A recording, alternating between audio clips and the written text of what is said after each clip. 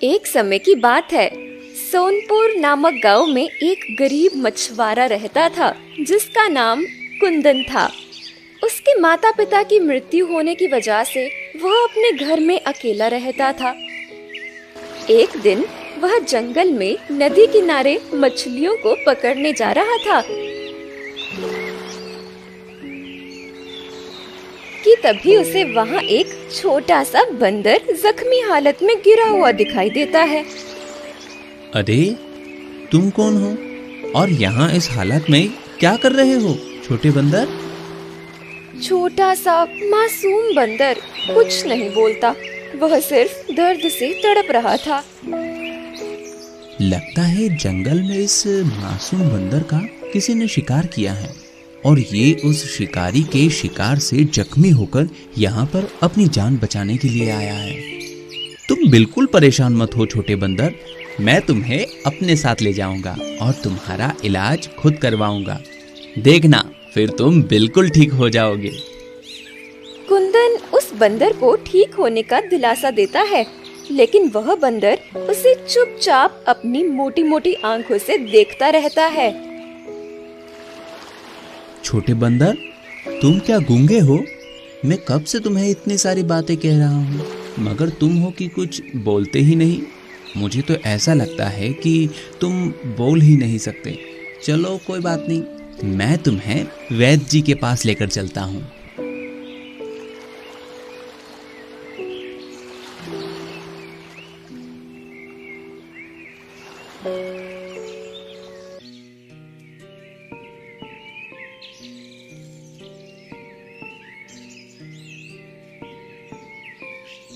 अरे कुंदन, कहाँ जा रहे हो इतने जल्दी में?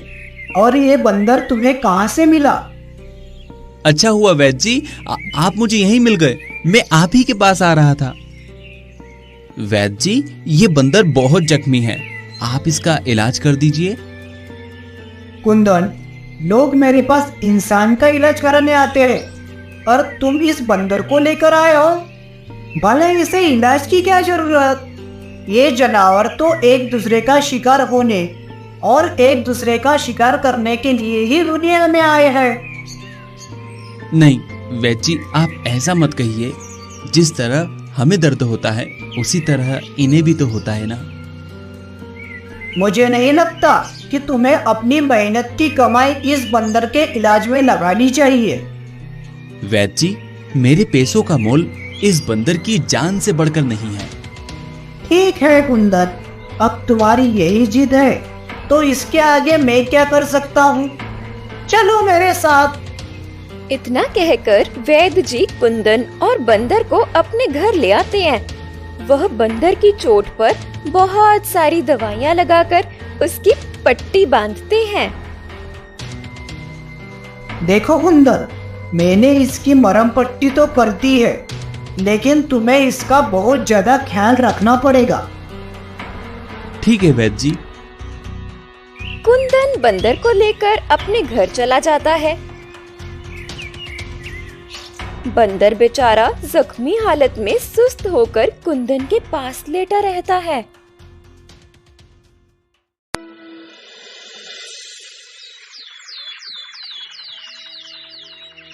छोटे बंदर, तुम तो कुछ बोलते नहीं और मैं तुम्हारा नाम भी नहीं जानता, इसलिए मैं तुम्हें छोटा बंदर बुलाऊंगा। इतना कहकर कुंदन छोटे बंदर के लिए केला लेने चला जाता है। छोटे बंदर, देखो मैं तुम्हारे लिए केला लाया हूँ। मैंने सुना है तुम बंदरों को केला बहुत पसंद होता है। अब जल्दी से उठो और ये सारे केले खाकर खत्म करो। इसके बाद तुम्हें अपनी दवाई भी तो लेनी है, तभी तो तुम ठीक हो पाओगे। कुंदन इतना कहकर अपने हाथ से केले के छिलके को उतारता है और केले के छोटे छोटे टुकड़े उस छोटे बंदर के मुंह में डालने लगता है। वह छोटा बंदर धीरे धीरे आराम से केले के टुकड़े खाता है, साथ ही अपनी मोटी मोटी आंखों से कुंदन को टुकुर टुकुर देखता है। दिन गुजरते जाते हैं और कुंदन उस छोटे बंदर की ऐसी ही सेवा करता है जिससे वह छोटा बंदर ठीक हो जाता है। छोटे बंदर, अब तुम पूरी तरह से ठीक हो चुके हो और अब मुझे लगता है कि तुम्हें तुम्हारे परिवार के पास पहुंचा देना चाहिए। चलो, मैं तुम्हें तुम्हारे परिवार के पास जंगल में छोड़ देता हूँ। कुंदन ये कहकर बंदर को जंगल की तरफ लेकर जाता है।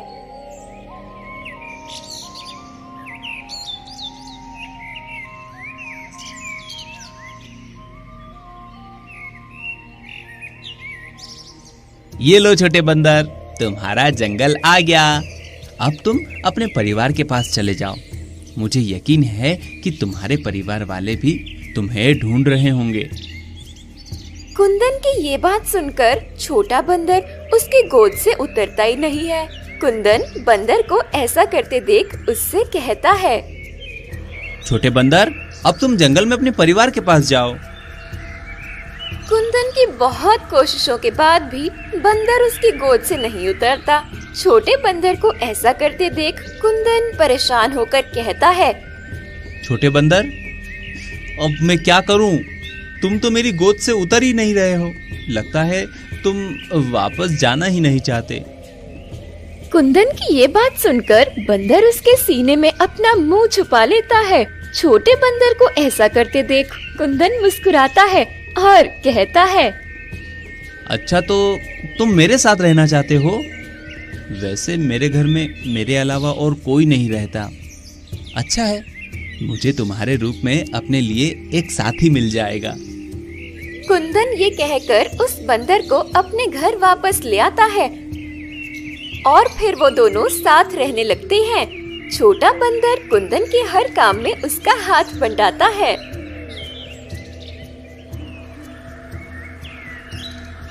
एक दिन कुंदन नदी किनारे मछली पकड़ने जाता है।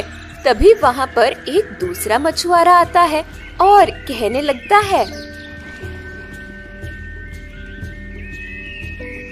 अरे तुम कौन हो और यहाँ क्या कर रहे हो? मैं कुंदन हूँ और यहाँ पर मछली पकड़ने आया हूँ। पर मैंने तो तुम्हें यहाँ पहले कभी नहीं देखा। मैं तो यहाँ रोज आता हूँ। हो सकता है कि आप और मैं रोजाना अलग अलग समय पर मछली पकड़ने आते हो, इसलिए हम दोनों की कभी मुलाकात नहीं हुई। तुम मुझसे झूठ मत बोलो। और रही बात तुम्हारे यहाँ आने की, तो आज के बाद मैं तुम्हें यहाँ मछली पकड़ता ना देखूं, क्योंकि ये नदी मेरी है। अगर तुमने दोबारा इस नदी से मछलियाँ पकड़ने की कोशिश भी की तो मैं तुम्हें इस नदी में फेंक दूंगा। कुंदन गरीब होने के साथ ही बहुत सीधा भी था, इसलिए वह उस मछुआरे से बिना कुछ कहे चुपचाप अपने घर आ जाता है, जहाँ छोटा बंदर उसके आने का इंतजार कर रहा होता है। छोटे बंदर, अब मैं क्या करूं?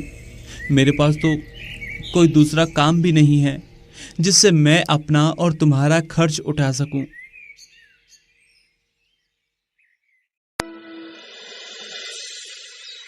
कुछ देर बाद कुंदन फिर से छोटे बंदर से कहता है,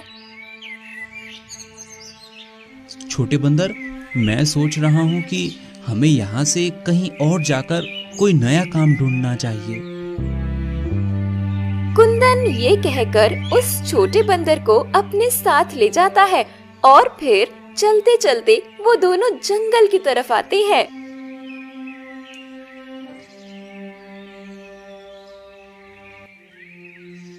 तभी अचानक बंदर कुंदन का हाथ जोर जोर से खींचने लगता है। छोटे बंदर, क्या हुआ? तुम ऐसे मुझे बार बार क्यों खींच रहे हो? अच्छा, मैं समझ गया, तुम्हें भूख लगी है। रुको, मैं देखता हूँ, शायद इस जंगल में तुम्हारे खाने लायक कोई फल मिल जाए। कुंदन ये कहकर उस बंदर को अपने साथ लिए जंगल के अंदर किसी फल की तलाश में इधर उधर देखता है, लेकिन उसे उस जंगल में सूखे पेड़ों के अलावा कुछ नहीं दिखता है। तभी कुंदन छोटे बंदर से कहता है, मुझे तो यहाँ तुम्हारे खाने के लिए कोई फल नहीं दिख रहा। अब तुम्हें अपनी भूख थोड़ी देर और बर्दाश्त करनी पड़ेगी। हम जैसे ही दूसरे राज्य पहुँचेंगे हो सकता है वहाँ कोई हमारी मदद कर दे। कुंदन ये कहते हुए उस जंगल से निकल जाता है और चलते चलते दूसरे राज्य पहुंचता है। अब तो शाम होने आई है, लेकिन अभी तक मुझे तुम्हारे लिए कोई खाना नहीं मिला।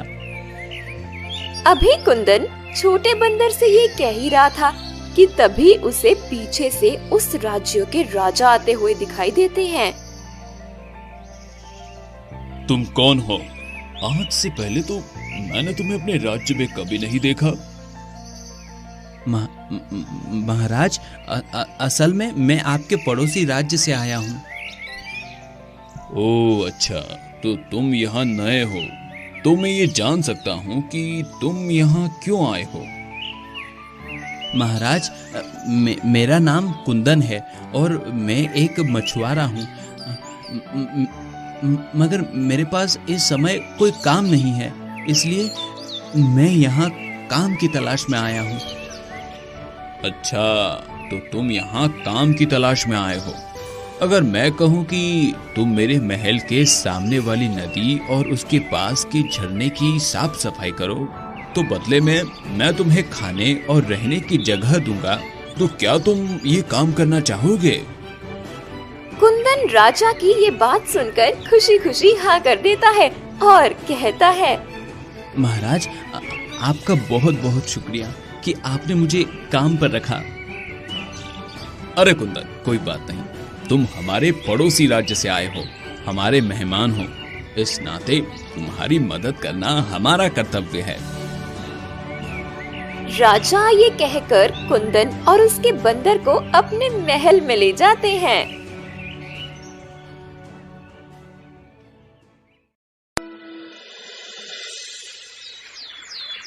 दिन गुजरते हैं।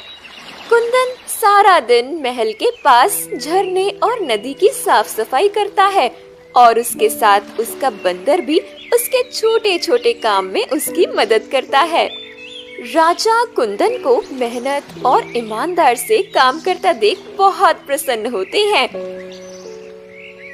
एक दिन मंत्री जी राजा के पास आते हैं और कहते हैं, महाराज, क्षमा चाहूंगा, लेकिन आपके लिए एक बुरी खबर है। कैसी बुरी खबर? महाराज, महल में जो कीमती खजाना रखा था वो चोरी हो गया है।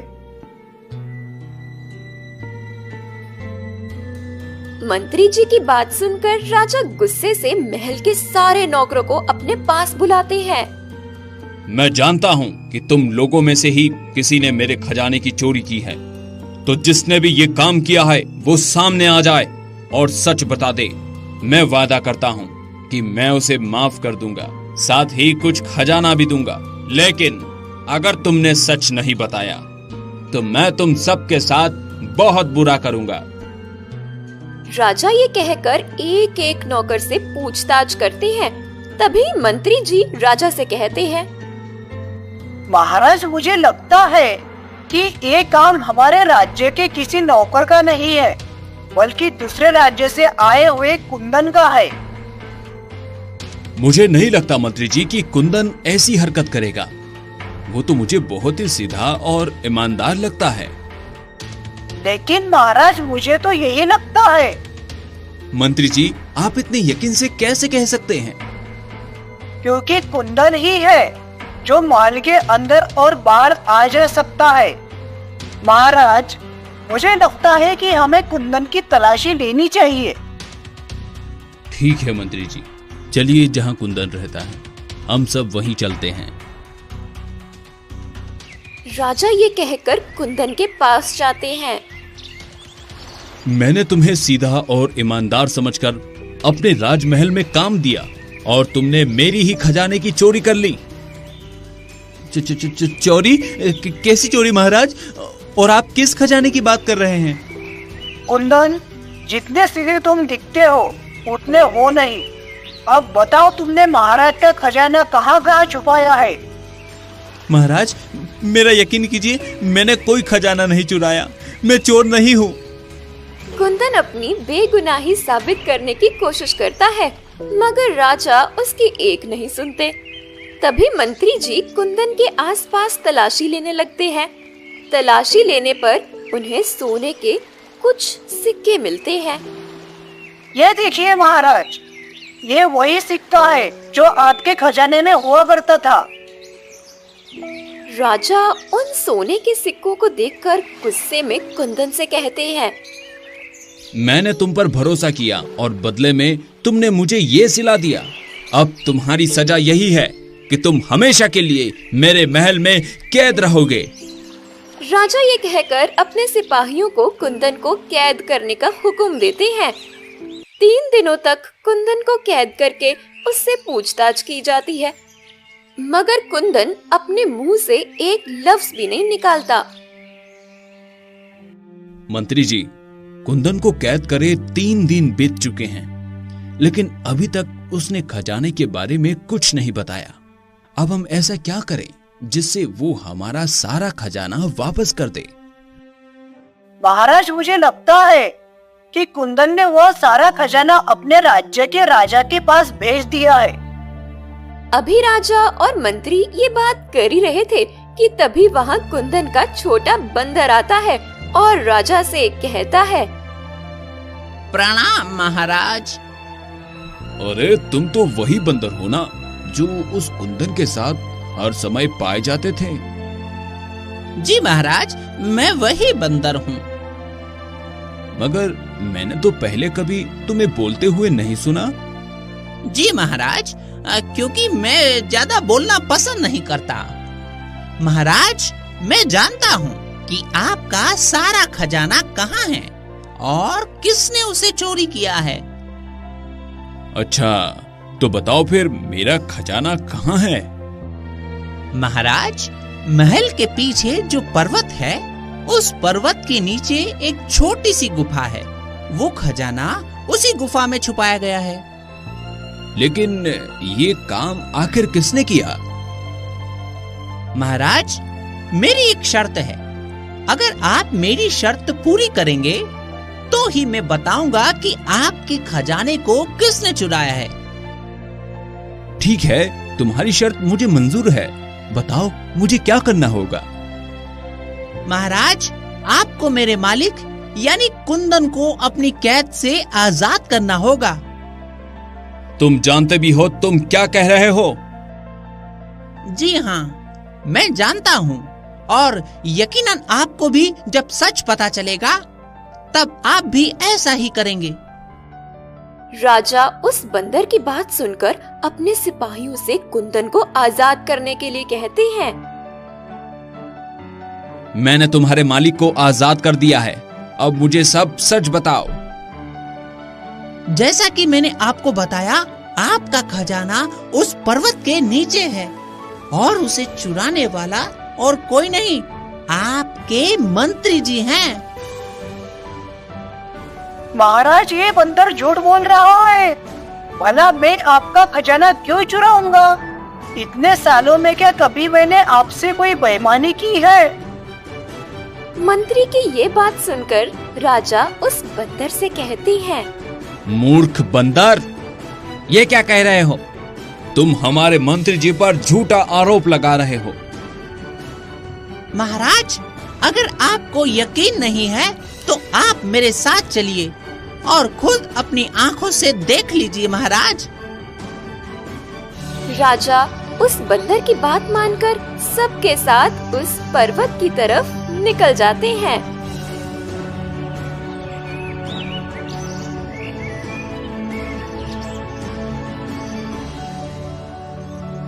छोटा बंदर सबको उस पर्वत के नीचे बनी गुफा में ले जाता है और वहाँ पर छुपा सारा खजाना राजा को दिखाता है।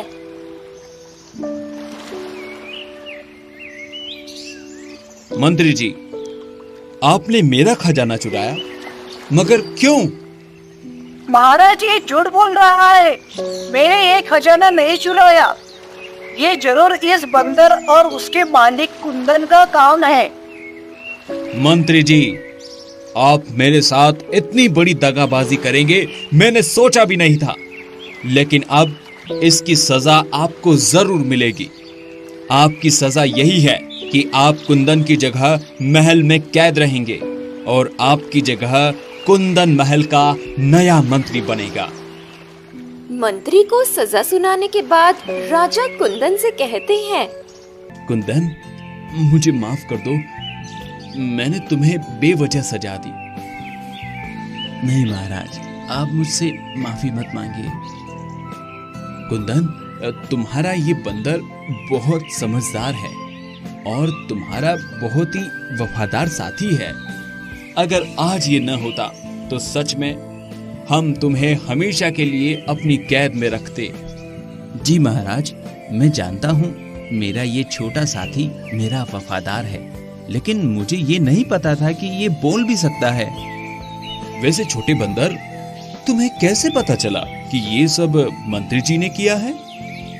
जब आप कुंदन को सजा देने के लिए ले जा रहे थे, तब मुझे एक सोने का सिक्का मंत्री जी के पास से गिरा हुआ मिला।